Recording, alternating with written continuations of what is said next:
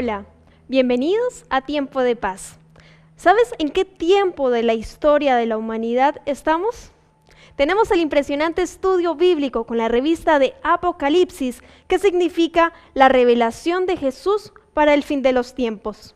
Aquí encontrarás muchas de las respuestas que nos hemos hecho todos los seres humanos alguna vez en la vida. Solicítala de manera gratuita a los teléfonos en pantalla o al correo electrónico esperanza@nuevotiempo.org. Acompáñanos y dale un tiempo de paz a tu vida. Bienvenidos.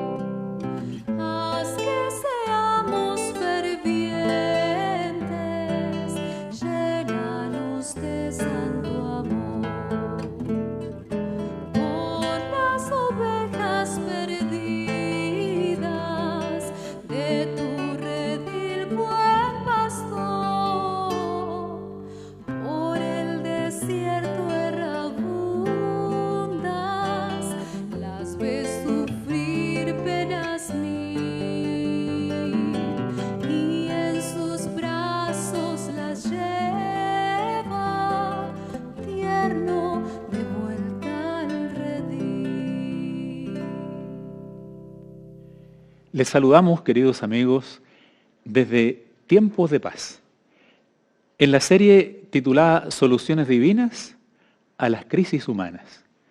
Tengo abierta mi Biblia, pero necesitamos pedir la bendición de Dios. Dios nuestro, que estás en los cielos, concédenos la luz de tu palabra y de tu buen espíritu, en el nombre de Jesús. Amén. Nuestro tema para hoy será la pobreza y la escasez. Podría ser que haya muchos pobres, y de hecho los hay en el mundo, pero nos cuestionamos, ¿será por escasez de recursos en el planeta? La verdad es que Dios ha provisto abundantemente para las necesidades de todos sus hijos. Sin embargo, el problema muchas veces tiene que ver con el egoísmo humano. Queridos amigos, la escasez está muy asociada también a las deudas. En el mundo parecerá que todo es deuda. Todos deben a todos. Asombra ver que países con una economía pujante declaren que tienen una deuda externa sobreabultada. Entonces nos consolamos y decimos, bueno, si las superpotencias deben, ¿qué más queda para mí? Pero la verdad, queridos amigos, es que todo el sistema monetario tiene una cantidad de elementos que hacen tan compleja la situación que sería imposible explicarlos ni en este programa ni aún en un programa de economía. Pero la escasez también golpea a las puertas de los hogares. Y así como las diferentes situaciones de crisis económicas han precipitado guerras mundiales, muchas veces también el hogar se ve afectado, vulnerado y fragmentado por problemas de carácter económico. Queremos hoy, al asumir el relato del Evangelio de Juan, poder abrir la palabra en San Juan capítulo 2, en el que se nos relata la preciosa historia en la que Cristo resolvió una situación de crisis. La Biblia dice que Jesús había sido invitado a unas bodas. Leo aquí en el capítulo 2 del Evangelio amado. Al tercer día hubo una boda en Caná de Galilea y estaba allí la madre de Jesús. Y Jesús y sus discípulos fueron invitados también a la boda. Y como faltó el vino, la madre de Jesús les dijo, no tienen más vino. Querido amigo, la región de Galilea es reconocida por los eruditos bíblicos como la región más pobre del país. Por lo tanto, se podría asociar a modestas empresas de pescadores, microempresas, personas que vivían de la pesca, personas que vivían de los escasos productos que podrían ellos obtener de la tierra y también tenían que pagar importantes impuestos. Siendo así, no es de extrañar que una boda fuera un lugar o un momento de especial interés. Rompía la rutina. Podía establecerse también como una fiesta en medio de tantas tristezas y tragedias. Sin embargo, por el relato bíblico nos damos cuenta que la felicidad, el jolgorio, todo fue puesto en peligro. ¿Qué había ocurrido? Los comensales eran más de los que se había presupuestado, consumieron rápidamente las reservas que había, ya sea especialmente del jugo de la vid que se ofrecía allí, y entonces se produjo esa situación lamentable. Dijo entonces allí la madre de Jesús, no tienen más vino. La respuesta de Jesús pareciera ser una especie de descortesía. Dirigiéndose a ella le dice, ¿qué tienes conmigo, mujer? Sin embargo, la segunda frase explica su postura. Aún no ha llegado mi hora. Daba a entender Jesús a su madre que ella no controlaría su ministerio y que tampoco debería manejar las situaciones de una manera diferente del cronograma que el Salvador había establecido. Pero allí había una necesidad imperiosa. Y Cristo, en su amante afecto por su madre, condescendió. Ella lo captó en su mirada. Por esa razón, dirigiéndose a los sirvientes, les dice lo que relata aquí el Evangelio. Dijo su madre a los que servían, hagan todo lo que Él les diga. Da a entender con ello que tenía plena confianza en que la situación sería resuelta de un modo milagroso. La Biblia describe que habían allí 6 tinajas de una capacidad aproximada de 50 litros cada una, y Jesucristo, ante la mirada atónita de los sirvientes, dio la siguiente orden. Dijo el Señor, verso 7, llenen esas tinajas de agua, y las llenaron hasta arriba. ¿Se imagina usted? 300 litros de agua. ¿Se imagina usted cómo lo hicieron los sirvientes? Más de alguna sonrisa de ironía. Alguien quizá hizo el comentario, está bajando un poco la calidad del evento. Se van a dar cuenta que no queda jugo, lógicamente. Sin embargo, las órdenes continuaron. Jesucristo dijo, después que las llenaron hasta arriba, saquen ahora y llévenlo al maestresala, la persona indicada que probaba los elementos, los alimentos, y que daba fe de que lo que se servía a los invitados fuera de buena calidad y estuviera en buenas condiciones. El relato continúa. Dice, cuando el maestresala gustó el agua hecha vino, se dirigió al novio con las siguientes palabras: todo hombre sirve primero el buen vino, y cuando han bebido bastante, sirve el inferior. Pero tú has guardado el buen vino hasta el final. Este milagro en Caná de Galilea fue la primera señal que Jesús hizo. Así reveló su gloria y sus discípulos creyeron en él. En el relato se destaca la idea de dos palabras singulares: señales y creyeron. Eran señales mesiánicas, eran señales poderosísimas. Te invito a que me acompañes a observar el siguiente ciclo de la naturaleza. Todos los años el cielo riega la tierra con sus lluvias, el agua es absorbida por las parras generan naturalmente hojas, guías, luego racimos, y posteriormente el ser humano exprime el racimo y obtiene el jugo de la vid.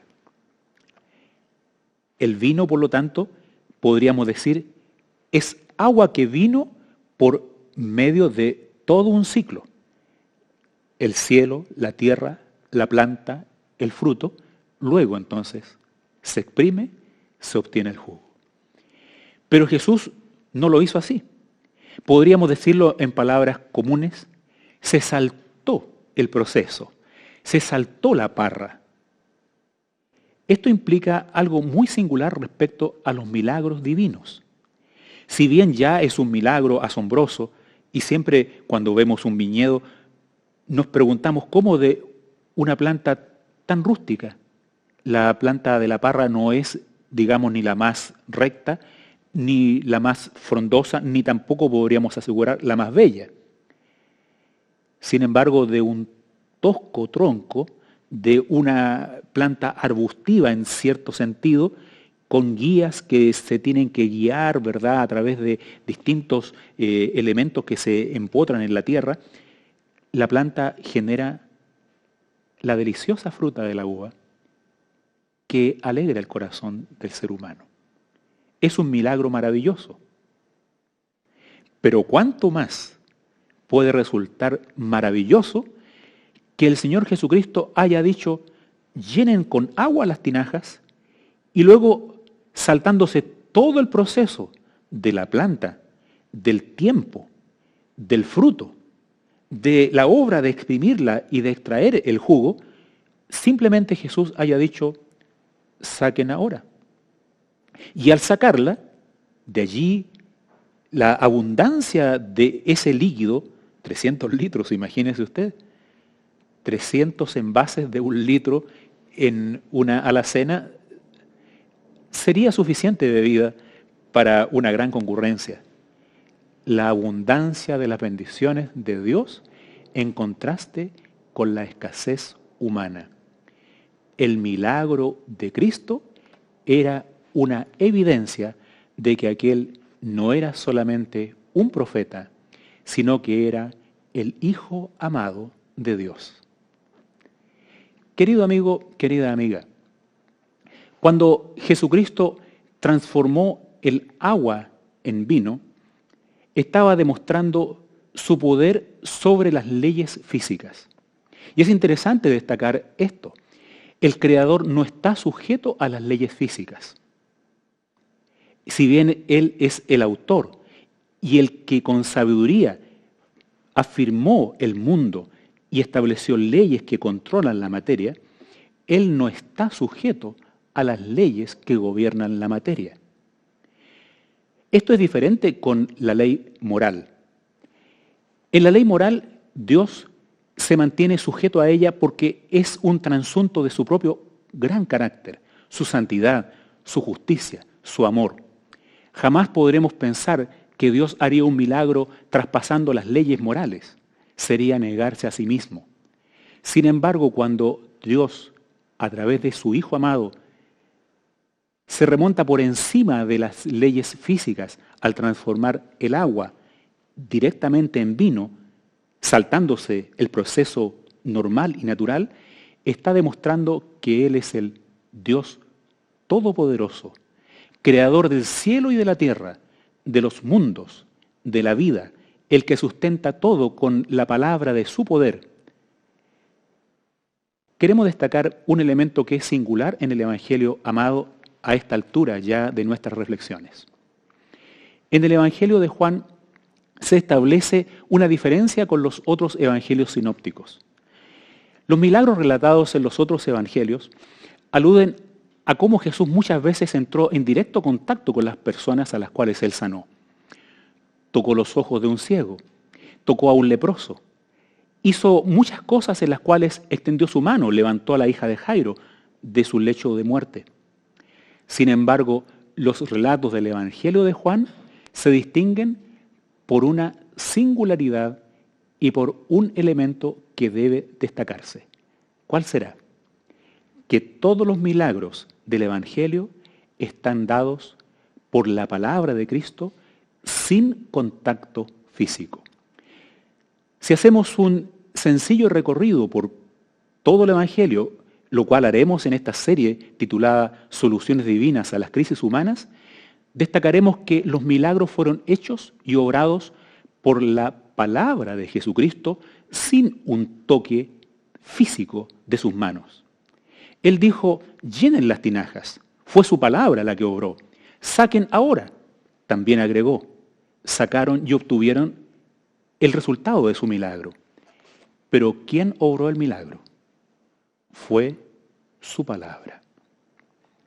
Esto destaca la idea de que podemos creer a su palabra. Podemos creer a su promesa. El que dijo y fue hecho, el que mandó y existió, venía en forma humana. Él venía con poder. Él venía a salvar. Él venía a restaurar. Pero el poder de su palabra se manifestó en hechos domésticos.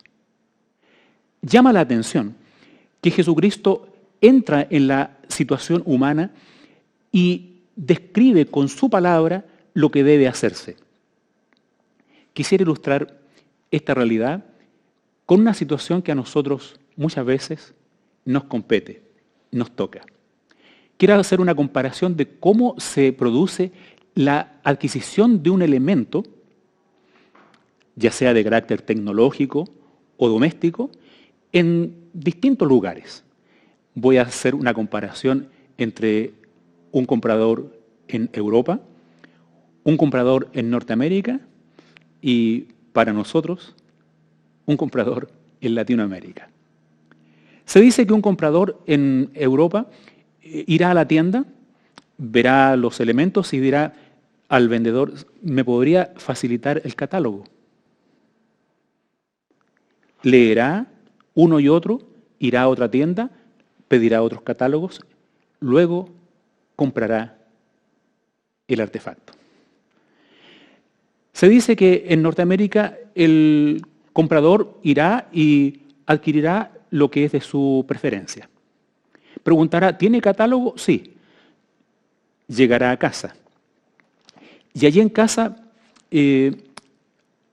abrirá el embalaje, buscará el catálogo, lo leerá,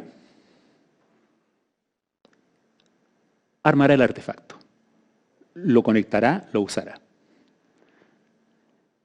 Se dice que en Latinoamérica iremos, compraremos, tomaremos el artefacto, abriremos el embalaje, lo conectaremos y cuando una vez que no funcione, alguien dirá, ¿y dónde está el catálogo? Querido amigo y amiga, preguntémonos frente a nuestras crisis, ¿habremos consultado el catálogo? La palabra de Dios es aquella que tiene las instrucciones y orientaciones para nuestra vida. Muchas situaciones asociadas a nuestra escasez están también asociadas por pasar por alto las orientaciones de la palabra de Dios. En ellas hay abundantes reflexiones asociadas a la filosofía de la vida, al uso de los bienes, a la administración sabia de los recursos, a la economía, a la laboriosidad y sobre todo a poner a Dios primero. Si hablamos de aquel novio, podríamos decir, todo lo hizo mal, pero algo hizo bien. ¿Qué es lo que hizo bien? Además de casarse. Él había invitado a Jesús. Y en esa invitación a Jesús, invitó la solución para su vida. Te invito a que tú y yo también hagamos lo mismo. Que pidamos al Señor su presencia en nuestra vida personal, en nuestra vida hogareña, en nuestra vida doméstica, y podamos decirle a Él, orienta mi vida, condúcela y provee sobre todo el don de tu palabra, el don de tu amor y el don de tu salvación.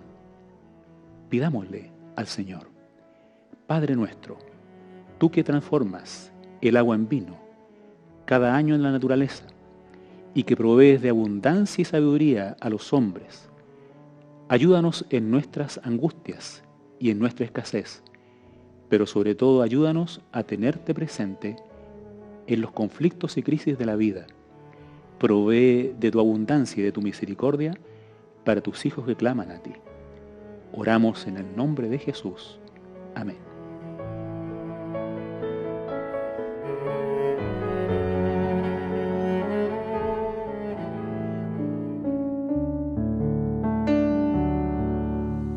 Lado a lado estoy con mi Salvador, mi amigo es Jesús. Vivo por su amor, con él yo soy feliz y de su mano siempre voy.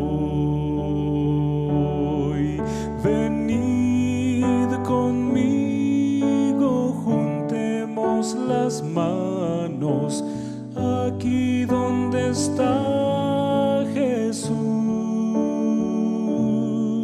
Venid, cantemos en el mundo oscuro que Cristo es nuestra luz. Solitario estás, desconfiado vas, todo es odio alrededor,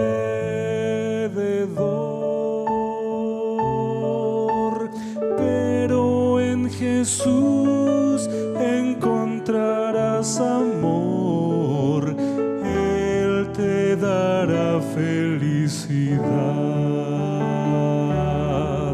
Venid conmigo, juntemos las manos aquí donde está Jesús.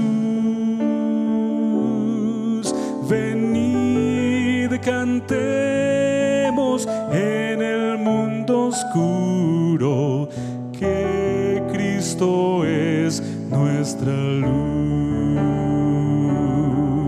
Venid conmigo, juntemos las manos aquí donde está Jesús.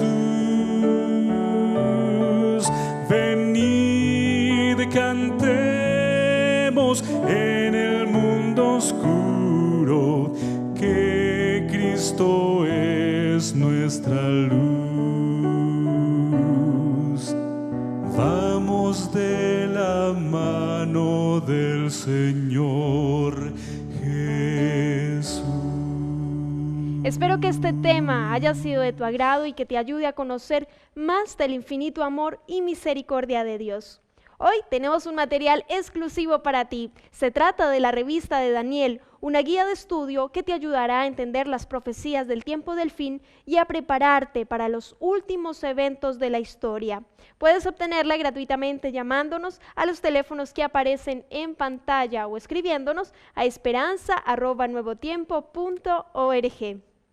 Gracias por acompañarnos. Sigue en la sintonía de Nuevo Tiempo, canal de esperanza.